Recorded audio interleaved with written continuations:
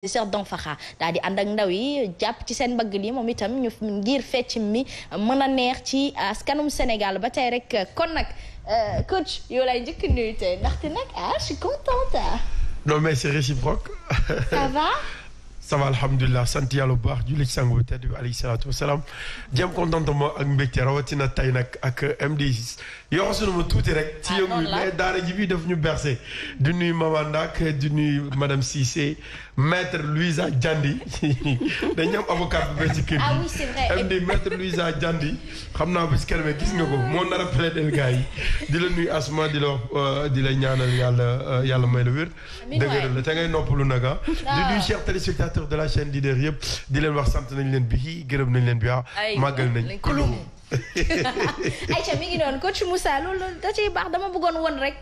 jeunesse su Sénégal yaafu suñu yaradaluñu bëgg nañ liggéey te boo ñu joxee dañuy gëm liñ ñu jox ba dinañ ko mener à bon port j'espère que mon message est passé mais jaral nañu sax xam nag. waaw jaral nañu dee sax liggéey moom jar na tax ñu jar suñu bakkan parce que waxuma sax ñun ñii di feeñ mais bu ma xoolee techniciens yi heure bi ñuy jógee seen kër heure bi ñuy ñëw fii Mbaba MD ak yeneen gars yi chauffeur yi nekk fii ba ngoon xam nga MD saay des fois da nga mu naan non coach balaa 19h di nga ñibbi mu ne ko MD ba sama xam nga da lay gën a yokk courage boo feebaree sax day tax nga ñëw gën a liggéey si quoi parce que liggéey rek moo wóor Jigle Cangaay képp ku koy def day fekk nga njëkk cee set mi ngi noonu gëm sa bopp président Bougane Gueye Dany bu koy wootee faw mu am ay ñi koy liggéeyal ñu koy dund ak moom dafa am solo Roxee Dieng noo def. Asma sant alhamdulilah di la nuyu bu baax yow tamit di nuyu ñi nekk ci plateau bi yëpp parce que moment ñu koy ziar waaye tamit di nuyu Louisa maître Louisa kontaan nañ coach. Maître Diandi déjà vous dites maître et vous passez par son prénom. Maître Louisa nag la ñuy wax non parce que bi maître plus la moo tax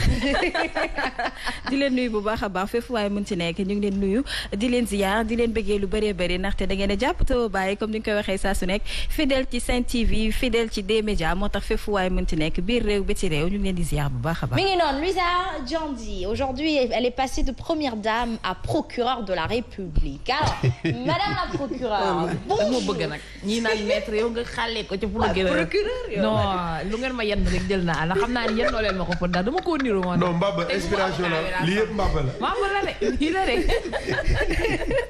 Comment vas-tu Maguette? Ouais, je vais très bien et contente de te retrouver. Il faut qu'on lui donne un col là. Donnons-lui un col.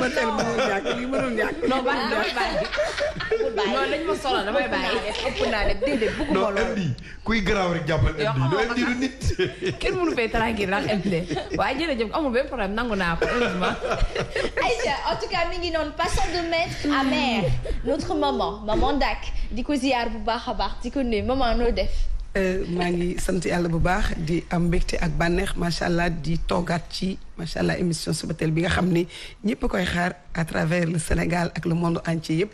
di lu nuyu Asma la très chère nekkal ci jàmm yàlla yokk seen jàmm une équipe dynamique très jeune macha allah am jom am fit am njàmbaar tabarkàlla yàlla gën a dëgëral jàpp leen may leen wér taxaw leen may nuyu bu baax coach Moussa ci sama wet. di nuyu sañatuma wax sax xanaa maître Diandi di madame Cissé Lo yàlla def jàmm ci Sénégal may ñu jàmm ñun ñëpp yow ak jàmm def semaine jàmm incha allah. allahumma amin ya rabbi kon nag yaay booy mi ngi noonu nuyoo bi buñ ko tëjee ci yow rek dañuy daal di jëlaat askanum Sénégal di leen jox seen wàccuwaay partout dans le monde on est très très suivi très regardé. C'est pas un manque de modestie mais c'est une reconnaissance vis-à-vis de képp ku jël temps am di ko jagleel waa D-Média rawatina waa Sen TV rawatina tamit nag Subatel bi nga xamante ni yéen a ko fal su ma demee congé di ngeen wéet sur la toile lu tax ngeen di wéet gars yi baax boo gëddee toog fii wala man samay cookaas ya leen neex yéen seen jikko moo juste tour Aïcha mi ngi noonu professeur Danfakha on lui dit bonjour il nous regarde live and direct au vrai sens du terme il est juste en face de moi il va venir tantôt très prochainement mi ngi noonu coach Moussa laata ñuy jublu ci li nga xamante ni moom moo di rubrique fitness faw ñu dem rek yërnu lii di éphémérité bu ko defee ñu fàttaliku tuuti derrière nous sommes aujourd'hui le 30 mars et nous retournerons au 30 mars des années précédentes alors en 1979 l'inauguration du village d'enfants SOS de Dakar Dakar, construit dans une banlieue de la métropole à environ 10 kilomètres du centre-ville. mu nekkoon il est composé de 15 maisons familiales avec une capacité d'accueil de 150 enfants. En outre, le village comprend un bâtiment administratif, les logements du directeur et du personnel. mu nekk loo xamante ni dafa am solo. ñu daal di ko créer Maman Dak. waaye nag dafa mel ni ba tey suivi bi war matagul li taxoon ñu sànc ko yeggaguñu ci et pourtant ce fut quand même depuis 1979. nga Asma macha allah ñun dañu am problème mu suivi. mën nañu sos. mais pour topp. ba mu àgg wala ñu topp ko ba mu jox ñu des résultats escomptés loolu dafay jafe. te loolu nag dañuy interpeller suñu autorités yi ak ñi nga xamante ne sax nekkuñu ci étape bi parce que kenn ku nekk boo dugalee sa loxo ci société bi rek dana dox mais bul ni lii ñoo ko war a def kenn ku nekk fañ ko defar dañu waroon organiser équipe dynamique boo xam ne ci foofu gox bañ ko def fa lañ dëkk c'est ça notre problème parce que da ngay defar mbir ba pare jéggil ko ña mu nekk nga yóbbu ko feneen te ñooñu seen accès du doon lu yomb su ko defee ñu jël fi ñu ko def ñu wut ay nit yu nekk ci gox boobu nga xam ne ñoom ñoo yor entretien bi ñoo koy toppatoo mu am suivi su ko defee ñu jëm ca kanam kenn ku nekk jàpp fi nga dëkk rek sa gox soo defaree dina baax incha allah. gox yi moom la ñu war a sukkandikoo moment loolu boo ko waxee sax dañuy delluwaat ci jamonoy colonisation chef de canton da daan am te kenn ku ci neex ci canton boobu noonu nga daan bayee sa waar ba mu yegg ba ca gouverneur ba. mais xam nga loolu moo nekkoon suñu force. suñu colon yi ñu colonisé woon parce que loolu mooy fi kenn ku nekk ñu teg la fenn bu ñu dégg chef de canton bu Ndutu Ndiassane El Hadj Massamba Sall wala nga dégg chef canton chef de province yooyu dafa amoon yow sa province yaay encaissé kii ñuy fay impôts yi moom ngay dugalaat ci biir canton bi nga nekk ci ngay defaraat jardin yi ci ngay tabaxalaat ci ngay peinturaat ci ngay defaraat c'est ça qui nous manque d'où l'intérêt de bàjjanu gox bi nga xamante ni mu ngi ñëw foofu ak mbootaay jigéen ñi ànd ci biir koñ gi su ci ko amee ci laay dugg léegi indi ci pour autonomisation des femmes ñu indi kenn ku nekk fa nga nekk nga saxal fa dara loo xam dana mën a développer bay ci sa weewu tànk waaw bay ci say oom déggal maître li mu wax mi ngi noonu maman ni ñu koy wax procureur ndaxte nag maître procureur Diandi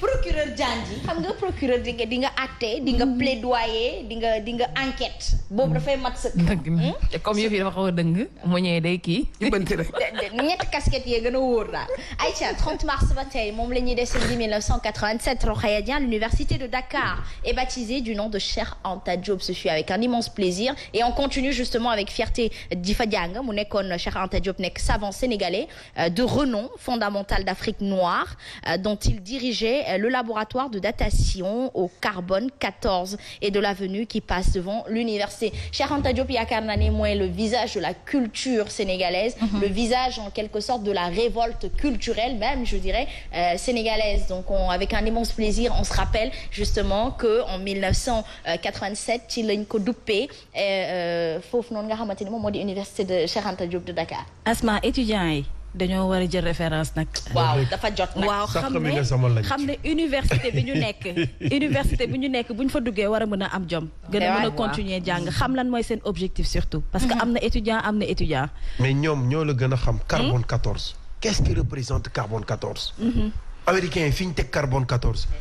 ñi ëpp xam-xam wala ñi gën a garaaw ci wàllu création les juifs fi ñu teg carbone 14 ñun waroon nañ Cheikh Anta Diop rek doyoon na kese pour la jeunesse sénégalaise wala étudiants yi rek am repère am fu ñu gi sa teg seen bët am nu ñu mën a doxee. loolu rek doyoon na. est-ce que amoon nañu chance reconnaître qui est Cheikh Anta. est-ce qu'on le connaissait déjà. est-ce que amoon nañu chance jox ko la valeur qui sied à sa personnalité. est-ce que amoon nañu. ñu xam taxawaayam ci Sénégal taxawaayam ci Afrique waroon nekk fierté képp kuy sénégalais. ñu teg ko au devant de la scène mën a jariñoo lim ñu indil. effectivement mais c'est dommage. c'est dommage. c'est très dommage. c'est très manque dommage. de référence moment ou tromperie de référence parce que ñun dañuy jéggee say jël ñoo xamante ni xëy na da ngay au lieu de dire Cheikh Anta Diop on parlera en exemple de Albert Einstein moom la ñuy gën a dégg alors que Cheikh Anta Diop il a été vraiment le révolutionnaire de notre culture. Il nous rappelle à la fois qu'on peut être moderne et enraciné. Est-ce que c'est pas le problème justement qui fait que les universitaires parce que nous aussi on reste parmi ces universitaires là ñu ñëpp kenn ku ci nekk yaa ngi wéy di jàng ba tey ils ont ce problème de repère d'identité parce que nag université xeex yóbbu la fa waa nañ ko wax. xam nga li tax dañu fab ñi fi tekki woon doon njàmbaar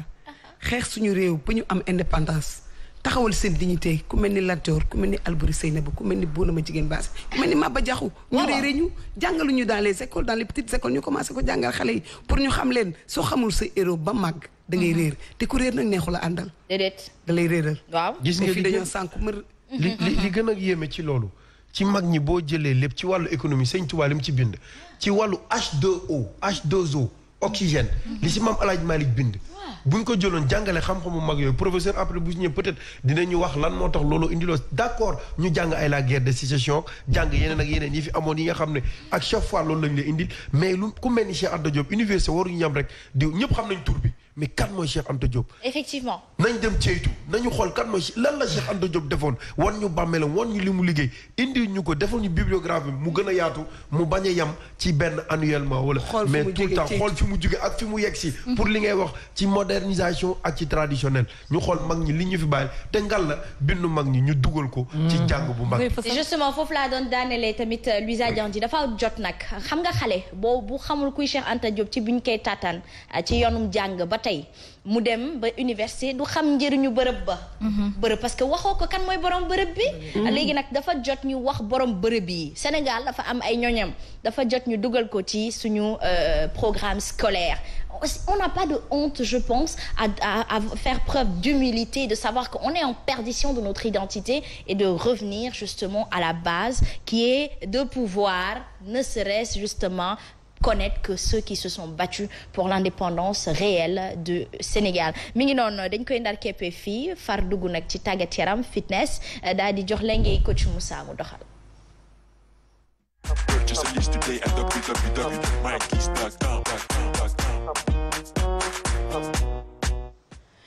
Voilà, fitness, on parlera de circuit, affinement, steps, trampoline, tapis. Ça, c'est bien pour une mise en forme. J'en ai besoin. Entre autres, comme on a quitté la dernière fois au niveau de l'affinement, la ñuy nekk tey ñu ngi woon ci amaigrissement, amincissement. Donc dañuy continuer sur ligne bi rek nekk ci affinement indi leen un circuit boo xam ne c'est entre step, trampoline, tapis, kettlebell ak des mouvements yoo xamante c'est surtout plutôt que naturel li nga mën a liggéey avec le poids de ton corps. Donc sur ce ñu ànd ak waa régie xooli élément bi dellusiwaat sur le plateau.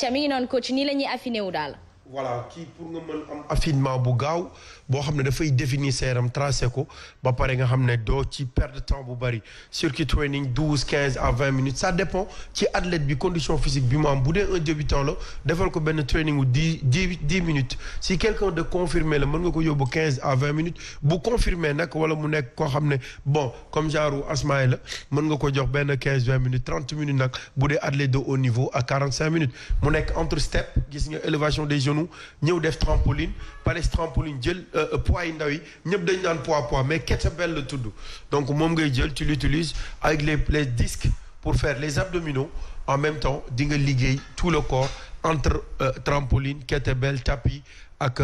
step donc mu nekk programme boo xam ne boo demee à la salle mën nga ko def su fekkee yaa ngi sa kër boo amee matériel bi mën nga ko def et de terminer un peu avec les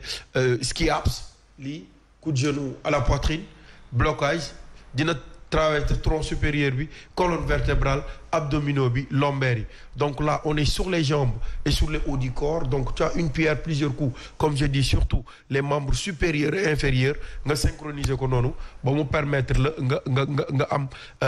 condition physique bu gaaw noonu te muscle bi daf koy attan des fois on a tendance de gis nit boo xamante ne il est trop costaud mais physiquement day gaaw a sonn dafay dal ñu am na ñu muy dal donc quand tu es trop costaud et nga am benn masse musculaire volumineuse bi essaye nga transformer ko ba mu gën a affiné wu nga mën a am masse musculaire sec boo xam ne loo mënti def ci préparation physique wala loo mënti def ci liggéey rek sa muscle yi dina ko attan mais mën nga yanu lu 10 mais amuloo fond mën nga yanu lu 10 amuloo résistance yooyu yëpp daf ciy bokk donc benn bu ci nekk rek dafa fekkante ne dañ leen di boole pour que mu mën la jox tonification boobu ak affinement boobu. moom la Balla Gaye di wax dijj dëgër ko gën. voilà. On passe maintenant sur les bonnes nouvelles. voilà les bonnes nouvelles dama lay féliciter waa Sen TV waa D-Média ak Mbaba ak MD yëpp parce que amoon nañ fi ay lu ñu doon joytu ci sportif sénégalais yi ñiy jugee. nekk ay handicapé ñëw amuñu ku leen dimbali ñi yor ay médailles d'or nekk champion d'Afrique di jaay fëgg jaay wala dara yàlla mu ngi siy commencé def ndox mu sedd suñu am rek magie wu la régie ñu xool éléments yi nga gis ne kii di Monica Sagna Edmond Sanka ak ñoom ñi nga xam ne ñu ngi woon foofu ci Ziguinchor maire bi recevoir na leen octroyé na leen ay terrain may na leen bourse pour seen transport te ñu ngi leen di préparer gis nga semaine passée loolu ñu ngi leen di préparer yeneen bourse pour que bu ñuy dem Jeux olympiques yii di waaj a ñëw Edmond mu ngi waaj a participer Monica ñu ngi koy jàppale si ñeneen ak ñeneen donc en attendant que le ministre ak le président de la République di leen recevoir parce que raay réew mi lañ demoon représenter foofu indi fa ay trophée ñoom ak ñeneen am na yeneen ñaari athlètes yoo xam ne aussi ay sudistes lañ mooy li Mama doon wax gox bu nekk rek kenn ku nekk fa nga dëkk waa gox ba ña fa yàlla defal teranga élu ya fa nekk autorités yi nañu jël seen doomu gox def si ñoom investir si ñoom parce que ñoom gox bi la ñuy représenté mooy li may wax à chaque fois tu fais la fierté d'une famille la fierté benn rue la fierté d'un quartier d'une région d'un pays et d'un continent donc tu fais la fierté du monde donc amaana laaj na say gouvernant ak say njiit delloo la njukkal jox la li nga yeeyoo ba raaya yooyu nga delloo ko réew mi en tout cas merci waa Sen TV seen appel bi nit ñi dégg nañ ko merci à Asma yow it tondoon nga ci di wax ak gars yi ñoom Edmond ñoom ñëpp ñu ngi lay nuyu merci à l'équipe de Subatel. Merci beaucoup surtout au maire de Ziguinchor moom Abdoulaye Baldé Christopher Douglas mi toog fii di def high-tech et son chargé de com high-tech merci beaucoup xam naa ni ñàkkul itam moom itam jottali na képp ku nekk Sénégal ñor la yaa ngi seetaan Subatel et on est ravis de voir que nos messages vous partagez nos idées et c'est très bien c'est un maire qui est très effacé waaye qui est très bosseur on a eu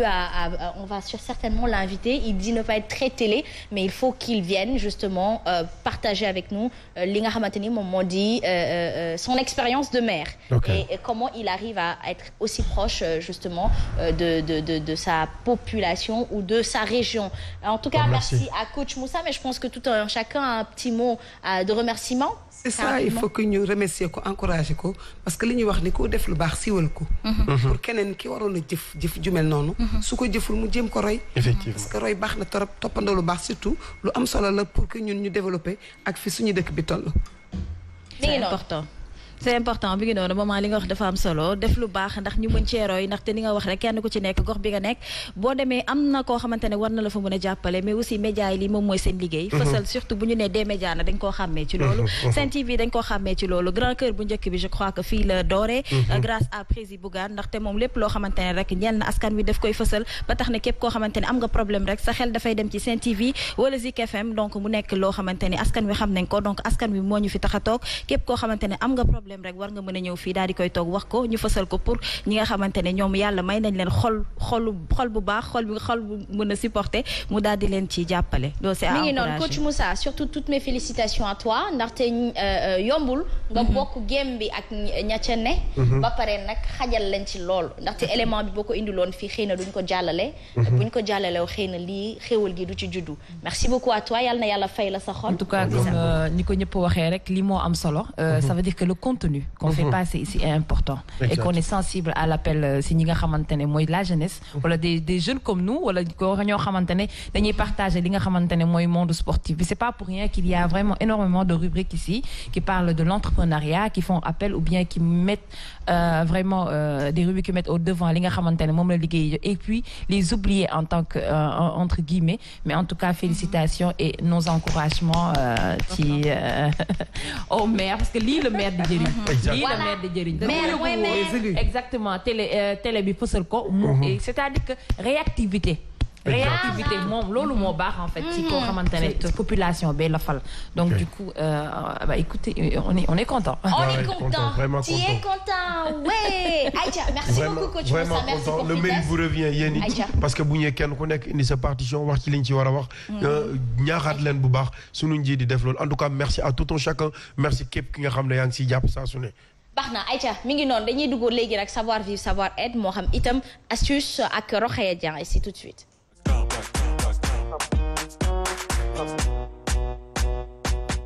Le problème d'éclairage public Rokhaya ñu bàyyi la nga faram fàcce ko. voilà Asma fi ñu ko tëjee noonu sax dafay neex ndax bu ñu nee maire rek dafay baax ñu xool suñu gox ki nga xam ne moo ñu gën a jege ki nga xamante ne moom mun na porter suñu voix mun nañoo yeggal foo xamante ne askanam munu faa yegg mu daal di fay kaas yi nga xam ne moom mooy ay problème mu dëkkuwaayam loolu daf ciy am solo ndaxte askan wi fépp fu ñu dëkk rek am na koo xamante ne nommé nañ ko fa pour mu daal di leen bàyyi xel lu ci mel ne maire yeeg communes yi daf ciy am solo ñoom tamit ñuy fësal seen liggéey bu baax a baax tey nag problème bi nga xamante ne nit ñi sonn nañ ci loolu moom mooy manque d'éclairage bi maanaam koñ ñi nga xam ne dafa lëndëm koñ ñi nga xamante ne kenn mënu faa jaar guddi bu ko 19h commencé jot rek mu ngi commencé lëndëm nit ñi foog ne minuit moo jot wala 2h du matin loolu yaakaar naa ne war na jeex ci réew mi surtout nag bu ñu nee comme ville bi moo koy jooy sàkkantuma la nag région yi donc ville de Dakar bu demee ba am yenn quartier yoo xamante ne pour nga daal di fay doxantu wala ci banlieue bi nga dem benn quartier boo xamante ne pour nga dugg fa sax dox ci mbedd bi c'est un problème sa paquetu mouchoir bu waddee sax doo ko mën a for doo ko gis rawatina bu sa puso waddee donc loolu c'est très dangereux non seulement du am sécurité mu nekk ay problèmes yoo xamante ne tout le temps Asma daf ñuy sonal bokk na ci savoir vivre nag ñu am dëkkuwaay yoo xamante ne non seulement dafay set mais aussi dafay leer da ngay mën a gis fi ngay dox war a mën a gis lan mooy xew sa koñ war a mën a gis fi nga xamante ne fa la xale yi di jaar donc loolu mu nekk problème boo xam ne nit ñi am nañ ci ay taxaw seetlu bu fekkente ne MDC bon ñu déglu ñi nga xamante ne sànni nañ ci seen kàddu dellu si waat. benn sécurité wóorul jamono bi neexul dégg nga agression yaa ngi fii. ñoo bëgg a dee ki lëndamaay boo xool mairie bi deful liggéeyam ñaar dëkk bi ñàkk na courant loo xamante ne mën nañ ko constater. loolu moom lu ngeen yéex a def la parce que nit ñi dañu sonn fii Ziguinchor koñ boo dugg mu ngi lëndëm tous agression amu fi woon léegi commencé naa am nañ ñu dimbali. ci éclairage bi surtout ñun fële li jaan fi ñu dëkk nele dara baaxu waaw fépp fooy dox si guddi lëndëm ngay doxee da ngay guddee wàcc sax nga tiit bala ngay egg sa kër ñu ñaan daal autorité yi dimbali ñu ci éclairage bi. man message bu may laaj daal maa ngi leen di ñaan daal nañ ñu jàppale Ziguinchor ville de Ziguinchor dañu sonn trop amu fi dara Ziguinchor moom bu ñu sañoon daal nguur gi mu gestu ba parce que dañoo sonn trop.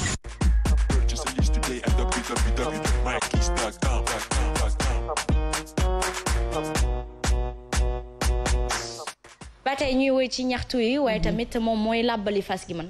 voilà mu ngi noonu waa Ziguinchor dégg nañu seen ñaxtu yaakaar naa ne dinañ ci war a mun a bàyyi xel waa Ziguinchor sax sori na fépp foo dugg rek ci biir Sénégal da ngay gis que ne ñoom itam même problème la ñuy am problème éclairage lan moo ko waral aussi sànq maman junj na ko parfois manque de suivi la ndax dañuy gis ñoo xamante ne dañuy commencé seeni liggéey mais après duñ ko yeggalee ba poteau yi nga xamante ne ñu ngi koy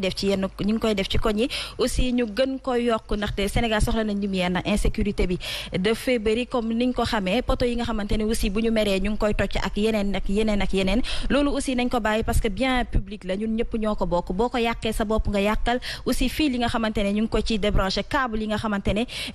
ñu ngi dem malfaiteurs yi ñu ngi dem di ko rocci ba tax na yow yaa ngi topp sa bëgg-bëgg jël alal boo moomul jël yëfi jàmbur ba pare yàqal sa askan lor sa askan loolu c'est à éviter surtout nag lu ci ëpp ñun ñoo koy provoqué suñu bopp ñun ñu yàq suñu bopp bu ñu paree taxaw jiñ ko maire bi wala commune bi donc loolu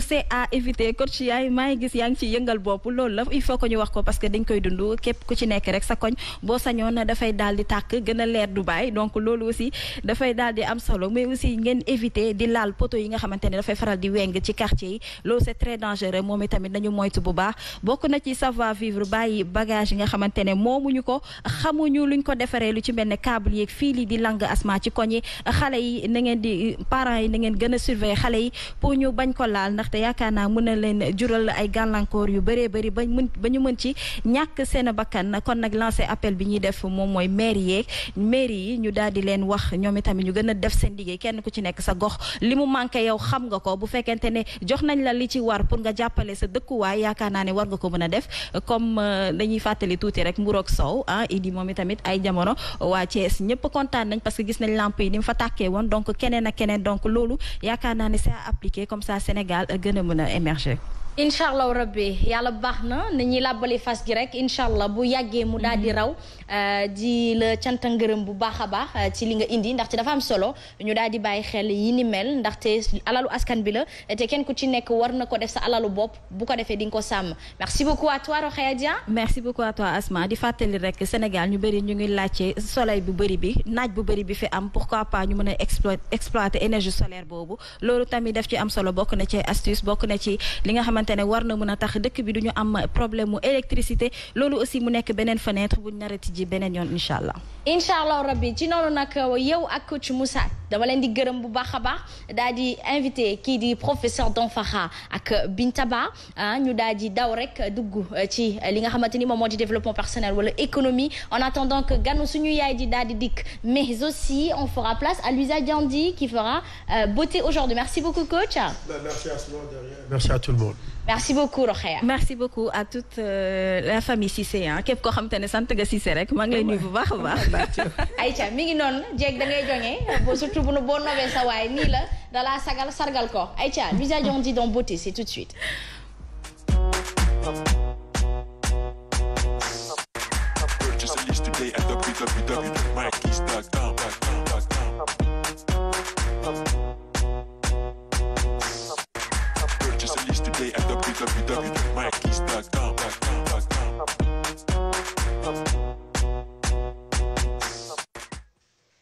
Aïcha mi ngi noonu dañu leen di dalal professeur Danfakha droit de nez oblige maa ngi lay ziar di la nuyu di la dalal ak jàmm ci biir Subatel. delloo ziar Asma mais j'ai l'impression que dama la géej gis. c'est vrai je suis pas venue hier. non mais démb les gens m'ont appelé plusieurs fois oui Asma j'ai dit je sais pas je vais demander. Asma comment tu vas ça va bien. oui ça va prends soin de toi ma chère. si inchallah. Maman Dak bonjour. bonjour professeur. mbaa yaa ngi ci jàmm. ça va alhamdulillah. Dey Binta. Luisa Diandi. oui maître maître Luisa Diandi. non da nga ne procureur voilà. J'espère que c'est pas le mauvais procureur. Non, c'est le bon. Bonjour chers téléspectateurs et je suis content d'être en votre compagnie. Justement, bonjour à vous, professeur Danfakha. Bonjour surtout aussi à Binta Ba qui vient de rejoindre la danse. Binta, noo def? Asma maa ngi lay ziar bu baax a baax di la nuyu mbaa yaa ngi am jàmm. di nuyu professeur bu baax a baax moom itamit di ko ziar suñu maman Ndaat sa moof baax na macha allah sañse bi taaru na jekk na macha allah Luisa Diandi comme ni nga ko waxee tey moom dañu delloo tey daf ma saf nag Michelle Obama macha allah moom itamit. da bëgg Michelle Obama rek kii moo bëgg Michelle Obama. voilà Asma xam naa benn jour est-ce que dama bàyyi mu chronique tamit ci Michelle Obama. loolu waratu mën a ñàkk nag naka noonu itam Asma ñu nuyu mbokku téléspectateurs yi ñuy seetaan. justement mi ngi noonu alors esthétique en attendant mbir yi pare ko xam naa blanchiment dentaire bi ñuy waxtaanee ki koy monter mooy blanchir ay bëñam en attendant bu pare MD boo pare sa blanchiment bi nga wax ñu comme nangoo feeñ télé boo paree sa bëñ yi lay photo tey ko sama téléphone bi fii wane ko n'est-ce pas Aïcha mi ngi noonu jaral na nit ñi dem ba Dubaï di ko def Louisa Diandi ci esthétique dina si dire que plus amplement mais en attendant cela on fait place justement à économie économie pour cette semaine pour ce mardi avec Binta Ba, c'est tout de suite.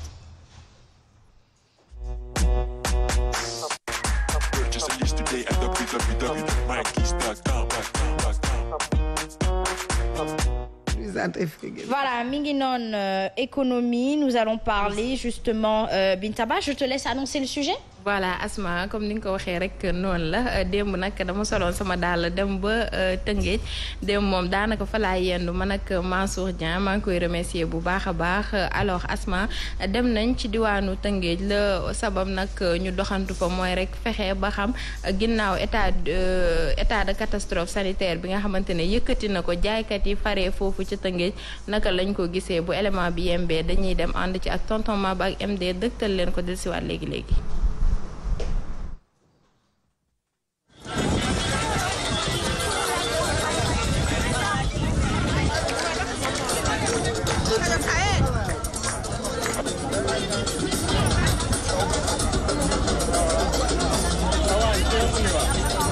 waaw moo ngi jox tuuti rek mais pas tellement comme ça comme ni mu doon doxee bu njëkk non xam nga fan yii nii dañu defoon comme ça ñuy wàcc 5 heures la ko taxoon njaay mi xaw a métti suñu mais instant yi mu ngi liwaat waaw mu ngi ñëwaat. waaw ñu ngi sant yàlla de mais des na nag ba tey ñu ngi nii mayaguñu jàmm waa maire bi saa yi bu ñu xëyee dañu lalli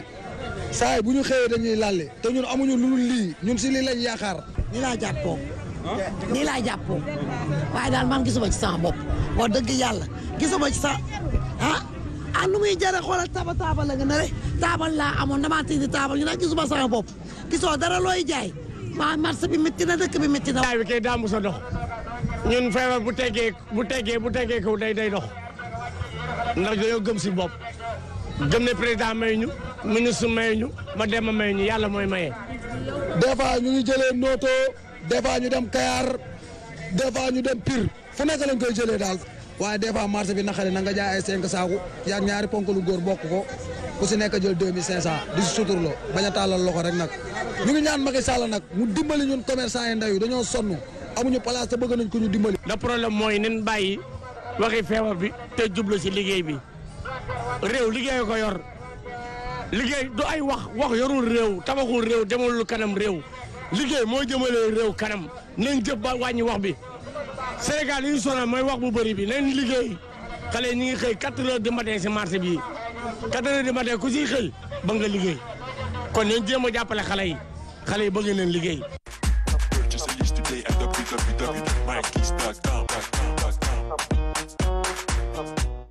Fin de l'état de catastrophe sanitaire commerçant yi dafa mel ni gisaguñ ci seen bopp de yëgaguñ seen bopp. voilà Asma nee nañ nag gannaaw ba nga xamante ne sax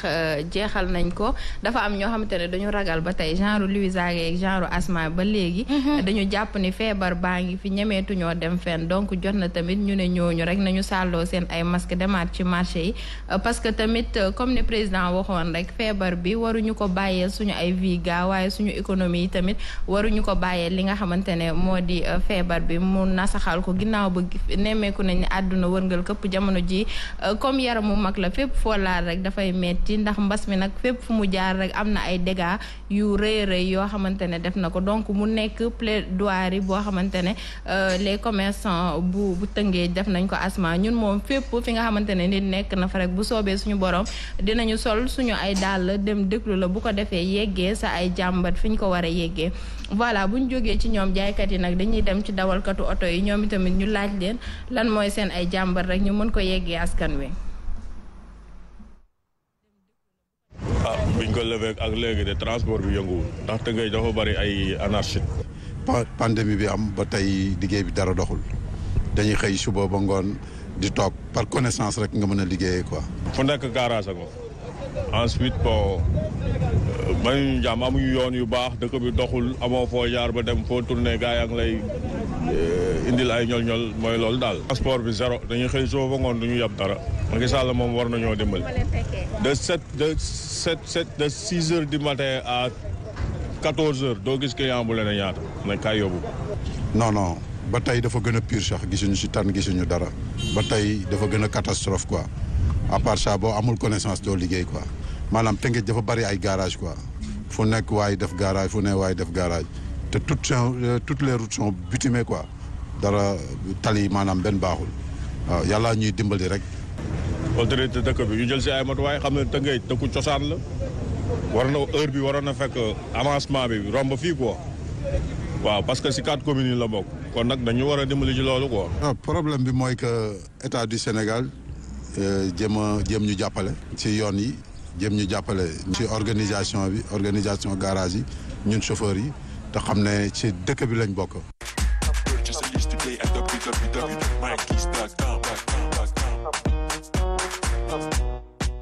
mu mel ni ba tey foofu la itam dafa tàggatémbe mais ça se comprend parce que les gens ont toujours peur et là au-delà de l'État ou du gouvernement nit ñi ñooy ragal a génn ragal a jël taxi ragal a tukki c'est très normal aussi. voilà ça va revenir au fur et à mesure. restez chez vous bi buñ ko appliquer rek da ngay gis ni nit ñi seen état d'esprit mooy képp ki nga xamante ne da nga mel ni Binta bëgg di doxi ay futilité loo xamante ne mën na xaarandi peut-être da ngay préférer toog mais beneen problème aussi bi ñu évoqué mu nekk benn problème bu urgent te ñu bëri itam partagé ko Asma mooy l'état des routes parce que bëri na ay taximan yoo xamante ne rencontré nañ leen tout au long des reportages mais li ñuy wax dañ naan bu yoon yi baaxul des fois sax day tax ñoom ñu yokk paas bi loolu itam boo da ngay gis ne saison des pluies bu ci dolleekoo day nekk beneen problème boo xamante ne à chaque fois ñoom dawalkat yi dañ koy am leneen tamit Asma lu waa Tëngéej évoqué mooy ñoom duñu bëri ay garage loolu itam c'est un problème pour la bonne marche de leur travail parce que bu fekkee nag professeur dafa am garage am sorewul ma mandaat am garage am Binta am donc dafay xaw a compliqué pour clients yi mën a am benn point bu précis buñ leen di fekk te comme niñ ko waxee Tëngéej nag nekk na ville boo xamante ne ville bu historique la ak la mu dëgg-dëgg ëmb ci cosaan ak dëgg-dëgg nag li nga xamante ne représenté na ko ci réew mi baax na autorités yi gën a farlu gën leen jàppale parce que Tëngéej mooy ville bi nga xamante ne da nga fay romb à chaque fois dafay am sax pollution sonore parce que da ngay gis ñii ñu ngi romb yor ay saak ñii ñu ngi romb di jaay ku ci nekk yaa ngi taaba di daan sa doole donc baax na ñu gestuwaat leen Asma bu baax a baax. bu baax a baax incha allah rabbi on est là pour ça la bali fas gi moom ñun la ci ñun la baax ñëpp ak ñuy daw bu leen ñu daw ñeme leen ñun ndaxte dëgg rek li ñu leen di wax ngir bëgg seen liggéey mën a yegg. merci beaucoup Binta Ba di masaw encore rek ñi nga xamante ni ci boobu kuréel la ñuy yëngu que ce soit les chauffeurs de taxi ou les commerçants ils font partie justement de l'économie contribuable du développement du Sénégal il faut ñu bàyyi leen xel bu baax a baax et puis voilà la gën dana ñëw incha allah. voilà Asma xanaa di remercier encore une fois Mansour Dieng bu baax a baax moom moo ñu toogal fële ca diwaanu Tëngéej ba ma ko waxee rek dafa ñëw ànd ak man démb hier toute la journée vraiment ci montage bi ak ci image yi maa ngi koy jaajëfal bu baax a baax. Voilà, merci beaucoup à Binta Ba. On prend l'invité de Maman Dak pour parler société laata rek waa ministère ñëw li mu indi dafa am solo ñeel sénégalais yi ak askanum Sénégal société c'est tout de suite avec Maman Dak.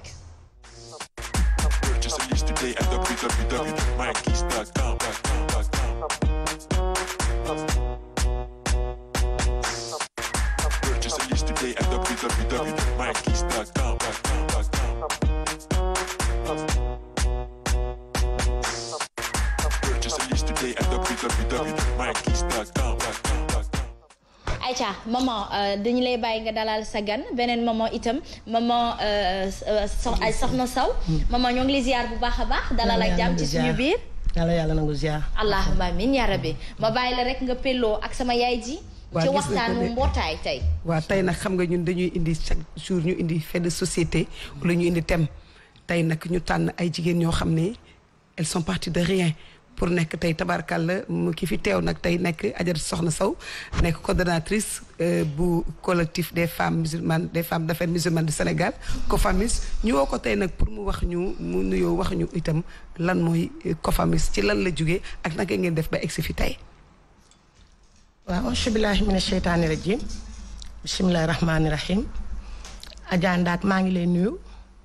ginnaaw ma sante yàlla julli ci yonent bi sallallahu taala alayhi wa sallam di sant suñuy wayjur macha allah di ñaanal way dawlu yi yàlla yërëm leen te yéexeñu amiin macha allah bi ñuy sos ko famis dañu àndoon nit ku baax leer na la Adja Ndak mu yàllaa ji Cheikh Dieng macha allah mu jiitu tey bàyyee nu fi ñu koy ñaanal yàlla na suuf sedd ci kawam barke Seydina Muhammad sallallahu taala alayhi wa sallam di ñaanal way dawlu yépp nag léegi Adja Soxna Sow yow yaay coordonnatrice COFAMIS lan la ak ci lan la jógee ba egsi fii waa Adja Ndak COFAMIS macha allah danga sawar di ma ko laaj ndax yow ci nga bokk tubaarkàlla macha allah tu fais partie des membres ginnaaw bi ma la sante ci invitation bi encore maa ngi sant sama présidente Adja Aram Thiam bi ñu may opportunité bi ñu mën a ñëw fii tey mën a wax lan mooy COFAMIS COFAMIS c'est le collectif des femmes d'affaires musulmanes du Sénégal macha allah ñu ngi ko créé en 2005 ci la ñu créé COFAMIS mais c'est en 2006 la suñu récépissé génn de 2006 nag vraiment à nos jours dañoo jóge ci mbootaay ñëw ci formel ndax dañ daa def rek ay natt ak ay mbootaay ay yëf ñu xool ba xam ni loolu avancé wul jigéen li koy avancé mooy macha allah mu def loo xam ne daf koy yokk Adja Aram Thiam nag macha allah daal di indi nag création bu bees jël COFAMIS nag fi mu jógee indi ko ba fii mu nekk tey macha allah Adja Ndak xam nga Asma soo gisee tey ma indi ko mooy jigéen ñi dañu war a yeewu ñu jëm toll nañ foo xam ne war nañu waxtaan ci autonomisation des femmes mooy jàppalante ak processus boo xam ne foofu la jigéen ñi war a jëm pour mën a kenn ku ne mën a mënal sa bopp xam nga boo jógee ci mbootaay boo xam dañuy natt su weer dee ñu sottil kii lu ko neex mu def ko su weer dee bu kii xewlee ñu nuróole ay mbubb na ci mumbaay mi loolu lépp c'est du gâchis soo demee nag ba consciente ci sa rôle bi nga nekk nga xam ne yow da nga war a taxawal sa nawle yi nga àndal ñu ciy ndokkeel Aram Abi bu ci am di ko ñaanal yàlla dëgëral taxawaayam ak ñeneen ñi mel ni moom ñu créé jóge ci mbootaay bu ndaw dem ba nekk tey collectif bu mag boo xam ni dafay nekk à travers le Sénégal et le monde entier partout ci diaspora bi am na cellule COFAMIS muy Makka États-Unis fu nekk COFAMIS am na fa cellule léegi nag ñu ñëwoon tey doon indi seen taxawaay pour ñu wax ñu ci lan la ñuy yëngu ndax ñi ngi jàppale jigéen ñi pour ñu mën dara ñi ngi def benn natt boo sottee ñu defal la taabal nga jaay loo am delloo des sa bénéfice foofu la COFAMIS yëngu léegi loolu moo tax ñu teewal leen mais teewaluñu ko en tant que mbootaay en tant que collectif dañ ko indi pour activité bi muy def pour jàppale jigéen pour ñu jëm ci kenn ku ne mën a demal sa bopp loolu moo tax ñu woo Adja Soxna tey nga wax ñu yi ngeen ci exécuté am ngeen ay crédit wala naka ngeen di defale ak jigéen ñi ak remboursement yi mbaa mettiwul ak yooyu waaw macha allah Adja Ndak Youssou loolu nga wax effectivement ci loolu la Adja Aram Thiam nekk bon bi ñu jógee ci ay mbootaay dañu dem salma vraiment ba créé loo xam ni tubaarkàlla macha allah jigéen ju nekk ci COFAMIS yëngal sa bopp. ndax tey jii COFAMIS bu ñu leen waxee 12000 membres ñoo ci nekk. waaye à travers vraiment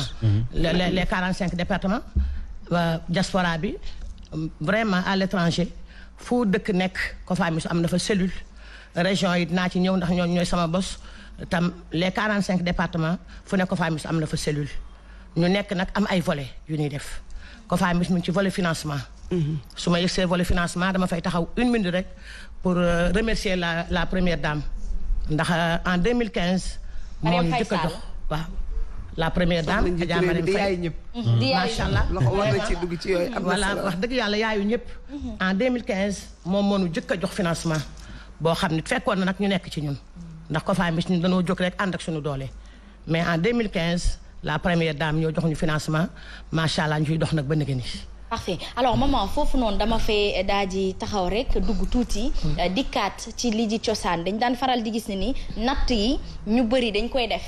dañ ko daan def dafa bokk ci suñu culture. bokk ci suñu cosaan moom la ñenn ñi di fayee inscription seen doom at bu ne. moom la nit ñi di tabaskee at mu ne. am na loo xamante ni moom la nit ñi di dépendre ci natt yi. at ga ba at def ci ñetti événement yoo xamante ni wala sax ba jënd kër. ba tabax ca kër. tey jii ni COFAMIS ñëw daal di ko formaliser. génne ko ci secteur informel dugal ko ci lu formel ndaxte nag ba tey natt googulee tantôt Louisa Diandi yaa ngi ko doon junju sànq nga ne am na léegi xale yi ñoo ngi koy bëgg a yor te xale yi dañoo mel ni man bëgg xaalis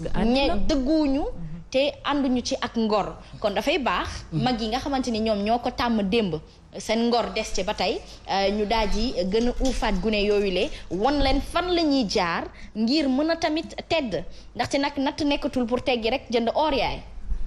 Asma da nga laal point bu essentiel. parce que loo xam ni ëpp na 20 ans bi ñu ko sosee ak léegi. lu dul dëgg du yàq. kon ba tey tasamba mu yàqu. mais soo amee une dame brave boo xam ni dafa bàyyi xel ne jiituwul parce que dafa am daraja jiituwul parce que dafa am tur dafa jiitu parce que ay nawleem dañ ko doyloo ci ay vertu cardinal yu mu làmb yoo xam ni wàcce boppam ba nga xam ni kenn ku nekk war nga ci kawam kenn ku nekk yow tu te sens nekk la présidente de COFAMIS te loolu dafa am solo jóge ci mbootaay bu ndaw boo xam ne ku ci masaan sotti jënd lal bu jëkk loolu la jigéen daan doyee natt boo sottee tey ñu jox la paasu màkk nga jox sa sëriñ mu dem màkk boo sottee nekk ci lu yaas nga dawut terrain beneen natt bi su ñëwee nga fondement noonu lañ daan doxale di ko doxale mais dañu xam ne loolu lépp c'était dans l'informel mais boo ko defee nag loo xam dafa am ay kayit yoo xam ne c'est régi par la loi sénégalaise ñu lay jàppale comme première dame di ci indi ku mel ne El Hadj Alassane Mbaye di ci jàppale ay jigéenam jël benn somme bu am solo mën ko ci dugal wala neneen ñu baax ñi nga xam ñi ngi ci réew mi dugal ci benn somme boo xam da leen di permettre bu dee 5 millions nga jox 10 jigéen kenn ku ne 500 000 bu tabaski jub see ñi jënd soble ak pomme de terre jaay vinaigre ñi dem seen buntu kër teg ci produit d'entretien ñi dem jënd tissu leble jaay bu tabaski nga encaissé soppale ngay delloo dañ lay may un temps de répit loolu mooy importance su COFAMIS loolu moo waral ñu woo leen tey ci suñu plateau pour ñu xam ne ñi ngi def tam benn relève boo xam ñi ngi ciy boole ay xale parce que li nga wax natt yi léegi dañ ci dugal yeneen lu ci bokkul dajale say naw la ñu wóolu la ci seen confiance parce que kenn ku ne sa bopp ngay ànd ak sa morom nga ñu wóolu la jox la seen xaalis nga daw wala nga dem jël xaalis ba lekk ko wala yeneen yooyu moo fa war a jóg COFAMIS mi ngi am COFAMIS jeune ay xale entre 25 ans 20 ans 30 ans jëm âge boobu di leen ci boole ñu bokk ci am yenn yu ñu leen di créer yu ñu leen di boole pour ñu am le sens de la responsabilité sensu ay nawle wóolu la ba doo mën a sànq seen li nga wax léegi dafa am solo donc parce que boo nee nit ki ñu wóolu la ça veut dire que tamit il convient tey jii ñuy poser waat ay questions si natt virtuelle yi parce que tamit nit boo xamul mu boole la groupe WhatsApp nga dugg natt loolu tamit kenn xamul lu mu doon donc du coup baax na vraiment fooy duggal sa xaalis quand même nga xool ko baax te tamit lii dafa am solo c'est rassurant exactement ñu wane ne tamit principe bu natt mu ngi fi ba léegi et que vraiment nit ñi ñoo ko yàq loolu mooy wan ne tamit Asma que ñun jeunes yi ñun tamit suñuy priorité war nañ ko xoolaat parce que tamit di natt boo xamante ne yow tey jii amoo dara loo koy doyee lu dul des aspects matériels xam nga li ma la wax donc du coup boo xoolee ku mel ni Asma matériel futile waaw sos natt tey jii donc nga dem te bu la wonul loo xamante ne dal na sa xel mais nooy demee di ci jël sa xaalis tamit nit ñi tamit nañu yeewu wala nga dem ci mag yi njëkk ya xool mag yoo xamante ne ñoo bokk ay natt mais nga dem bokk fa xam nga tamit bëgg lu yomb moo tax vraiment ngay def ay natt virtuel même bu dee am na ñoo xamante ne réussir nañ ko mais lii tamit baax na tamit mais gis nga moment virtuel boobu noonu ñuy waxtaane ak manque de repères moi je reste encore dans ce manque de repères et professeur Danfakha va me conforter dañoo dem ba xamatuñu lu ñu bëgg te lu yomb jaral ñu lu ne moo tax ñu ñuy nax ci lu ne maman ça m'amène à la question de savoir ñaata ndaw ñaata réalisation depuis la création de COFAMIS ngeen def ñaata jigéen ñoo ci defaru ñaata ñoo ci tabax seen kër ñaata ñoo ci waaw très bien Salma posé na ma question bu am importance bu ma sawar nag macha allah COFAMIS jigéen yokku na ci kenn ku nekk ci ñun comme ni ko Ndaak waxee voilà 20 ans yoo xam ni vraiment dañu jóge ci mbootaay ñëw ci association jóge ci informel ñëw ci formel bu ma la mënee wax tey la COFAMIS 85 femmes dem nañ ci Makka waaw macha allah 85 femmes dem nañ ci Makka de 2005 à nos jours wax la tey ni la kenn ku nekk ci ñun jënd nga kër ci COFAMIS te ay femmes entrepreneur ñoo nekk ci COFAMIS parce que femme bi ci gën a ñàkk solo këram boo fa demee tey yor na fa 3 salaires dina fay tey chauffeur am dina fay tey janxam macha allah miin na daan dooleem dina fay tey fóotkatam macha allah tabarkalla foofu la COFAMIS toll. La santé et de l'action sociale a reçu les résultats des examens virologiques ci-après. Sur 1073 tests réalisés, 52 sont revenus positifs, soit un taux de positivité de 4,85%. Les cas positifs sont répartis comme suit. Nous avons eu 19 cas contacts suivis par nos services. Aucun cas importé n'a été enregistré au niveau de nos différentes portes d'entrée aériennes, maritimes et terrestres. Et 33 cas issus de la transmission communautaire ont été répertoriés et répartis comme suit. Dans la région de Dakar, on dénombre 11 cas communautaires, dont 3 au Mariste, 1 aux Almadies, à Ben Barak, Cambérène, Cité Mixta, Diamniadio, Keur Ndiaye Lo, Sébikotane et Yeumbeul. Dans les autres régions, nous avons 22 cas, dont 5 à Kolda, 3 à Thiès et à Ziguinchor, 2 à Matam et à Tamba, 1 à Bunkiling, Kédougou, Khombol, Sali, Tasset, Tchadjaï et Thiénaba-Seck. 188 patients suivis ont été contrôlés négatifs et déclarés guéris. 30 cas graves sont pris en charge dans nos services de réanimation. 5 décès ont été enregistrés ce lundi 29 mars 2021. L'état de santé des autres patients suivis ou hospitalisés est jugé stable. À ce jour, 36 678 cas ont été déclarés positifs, dont 37 228 guéris, 1049 décédés et donc 340 patients sous traitement. Le ministère de la Santé et de l'Action sociale présente ses condoléances aux familles éplorées et souhaite un prompt rétablissement aux patients encore suivis dans nos services et à ceux qui sont également hospitalisés, ceux qui sont suivis dans les domiciles et à ceux qui sont hospitalisés dans nos services. Le ministère de la Santé et de l'Action sociale vous informe par ailleurs que depuis le début de la campagne de vaccination contre la COVID-19, 247 750 personnes ont été vaccinées sur l'étendue du territoire national. Le ministère de la Santé et de l'Action sociale exhorte les populations au respect strict des mesures de prévention individuelle et collective, tout en leur faisant les recommandations du jour, notamment prenez soin de vous, de vos proches et de la communauté et veillez sur les conseils de ce matin, axés autour du port correct de masque, bien ajusté couvrant la bouche et le nez, le lavage fréquent et régulier des mains à l'eau et au savon ou l'usage de gel de qualité pour la désinfection de vos mains. Et enfin, les personnes ciblées pour la vaccination doivent aller se faire vacciner au niveau des lieux de vaccination désignés, conserver soigneusement leur carte de vaccination, ne pas oublier le rendez-vous pour prendre la seconde dose de vaccination et enfin, ces personnes vaccinées doivent également continuer à respecter les mesures barrières comme tous. Je vous remercie de votre attention.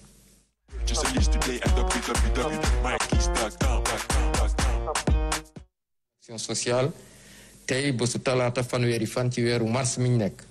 ministère de la santé et de l'action sociale jot na résultat examen virologique yi may waaj a lim ci junni ak juróom-ñaar fukk ak ñett test yi ñu def juróom fukk ak ñaar ñoo ci positif yooyu am nañ ci fukk ak juróom-ñeenti cas contact mooy ñi jot ci mbas mi fekk dañoo jaxasoo woon ak ñu yoro doomu jàngoro ji